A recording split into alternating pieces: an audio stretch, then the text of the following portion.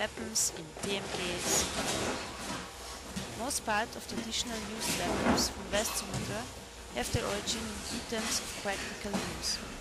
A reason for this development is that weapons in our sense did not be at somebody's disposal. One reason is that the possession of firearms was forbidden with punishment by the colonial powers. So inconspicuous things like sticks, sickles have been changed their function to dangerous fighting weapons. Different family circles developed their own secret weapons, senjata, rahasia. Their application was only known within the family, and also the secret toxic substances they used to poison weapons. Whether secret or general or amenable, all weapons could be classified in four groups. First, weapons with a direct effect of the state during usage in hand, like knives, daggers, and sickles.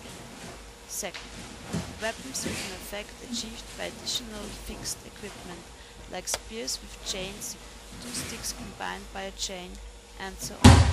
Third, weapons with an effect over high distances, like pieces of broken glass, blowpipe arrows, bows, and so on.